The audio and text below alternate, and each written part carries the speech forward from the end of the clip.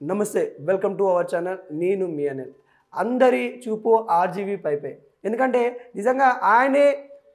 under గ్రౌండ్లోకి వెళ్ళిపోయాడా కోల్కతాకి వెళ్ళిపోయాడా లేకుంటే తమిళనాడు వెళ్ళిపోయాడా మరి హైదరాబాద్లో ఉన్నాడా అనే ప్రశ్నలు చాలా వస్తూ ఉన్నాయి నిజంగా మరి ఆయన చేసిన తప్పు అతిపెద్దదా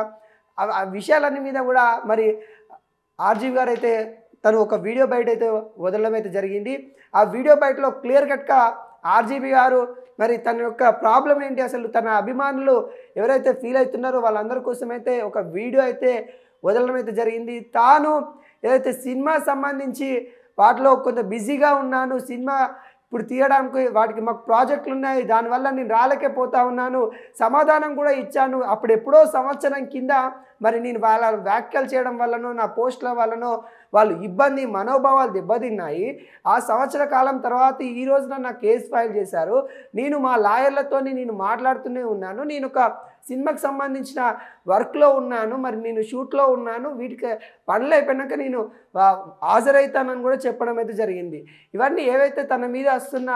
ఆరోపణలు ఉన్నాయో లేకుంటే తన మీద ఎవరైతే సోషల్ మీడియా ట్రోల్ చేస్తున్న వాళ్ళు ఎవరైతే ఉన్నారో ఆర్జీవీ గారు పారిపోయారు ఆర్జీవీ గారు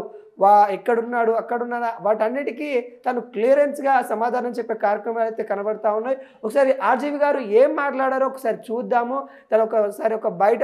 అయితే చూద్దాం ఎక్స్ట్రీమ్లీ సారీ టు డిసప్పాయింట్ అంటే ఏదో ఉనికిపోతున్నాను మంచం కింద కూర్చొని ఏడుస్తున్నాను అని అందరూ what ever the media speculating వాళ్ళందరికీ చిన్న డిసప్పాయింట్మెంట్గా ఉండొచ్చు వీడియో ఇక్కడ పాయింట్ ఏంటంటే I just want explain the whole concept ఇప్పుడు నేను ఆల్మోస్ట్ ఒక 1 year బ్యాక్ ఏదో ట్వీట్స్ పెట్టాను అనే ఎలిగేషన్ ఆ ట్వీట్స్ ఎవరో మనోభావాలు దెబ్బతిన్నాయి ఇక్కడ విచిత్రం ఏంటంటే 1 year బ్యాక్ పెట్టిన ట్వీట్స్ 4 డిఫరెంట్ ప్లేసెస్లో 4 డిఫరెంట్ జ్యూరిస్డిక్షన్స్లో 4కి ఒకే 3-4 రోజుల వ్యవధిలో వాళ్ళ మనోభావాలు దెబ్బతిన్నాయి వాళ్ళు ఆ పరంగా కంప్లైంట్ ఇవ్వడం కేసులు పెట్టడం జరిగింది ఇక్కడ పాయింట్ 1 ఎవరి మీద అయితే నేను పెట్టానని వాళ్ళు చెప్తున్నారో వాళ్ళకి లేదు ఎవరో థర్డ్ పార్టీ అసలు సంబంధం లేను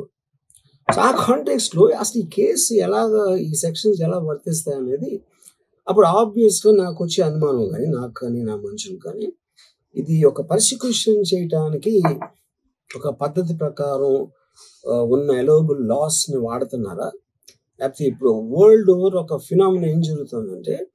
పొలిటికల్ పార్టీస్ వాళ్ళు they are weaponizing the systems of the police అది అమెరికాలో జరుగుతుంది యూరోప్లో జరుగుతుంది ఎక్కడ కూడా జరుగుతుంది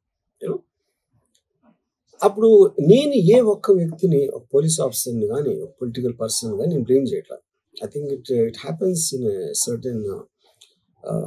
ఒక ఏమంటారు దాన్ని